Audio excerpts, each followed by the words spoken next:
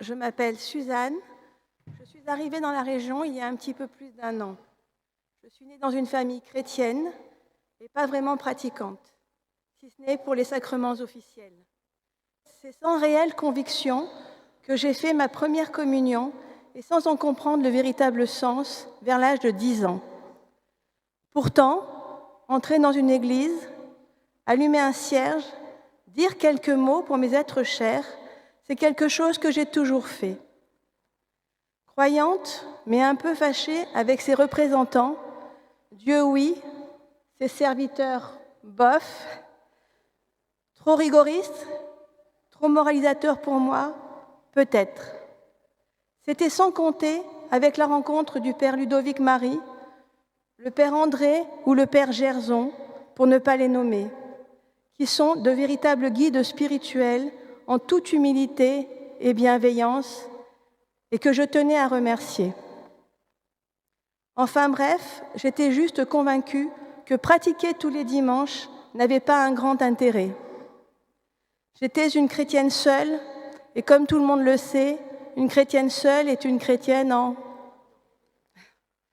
Et puis, il y a un peu plus d'1 an, une rencontre amicale va tout changer. Il s'agit de Jean.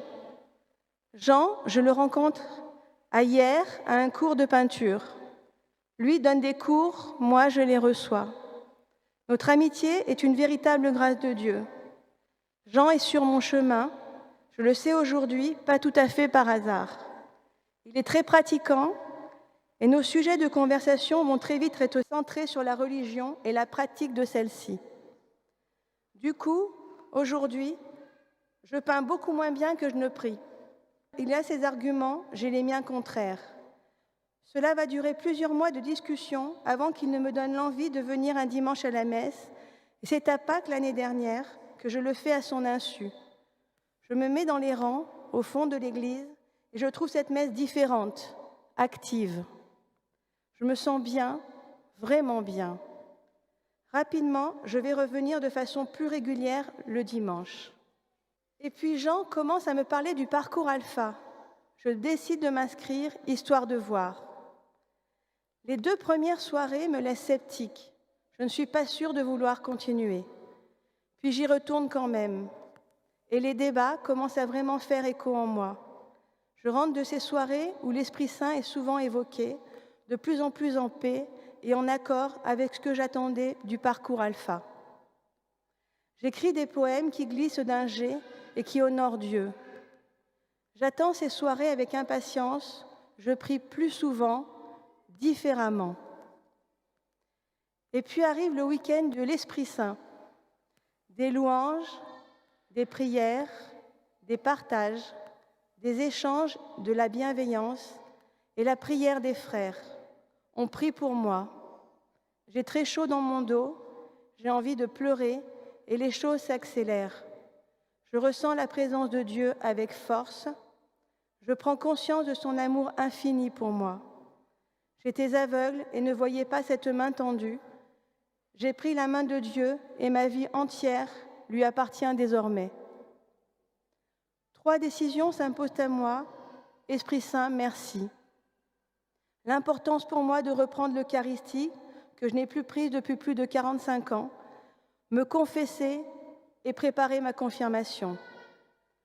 Le parcours alpha a changé mon mode de pensée, de voir, de ressentir, de donner. Je comprends l'importance de venir à la messe et d'être dans la maison de Dieu. Les problèmes sont toujours là, mais je ne les porte plus seule. L'Esprit Saint m'aide à les accepter pour mieux les appréhender. Je ne les aborde plus avec détresse, mais avec plus de sagesse. Je marche avec confiance, je remets ma vie à Dieu. Je le remercie de sa présence invisible pour les yeux, mais tellement visible à qui décide de croire sans voir. Le parcours alpha, on ne peut pas le redoubler et c'est bien dommage. Alors rester et servir les prochains qui viendront, une jolie façon de profiter du cadeau inestimable que Dieu nous offre. Le parcours alpha, c'est aussi la rencontre de belles âmes qui deviennent des amis, une famille. Mais surtout, le parcours alpha est une véritable rencontre avec notre Créateur. Que Dieu vous bénisse.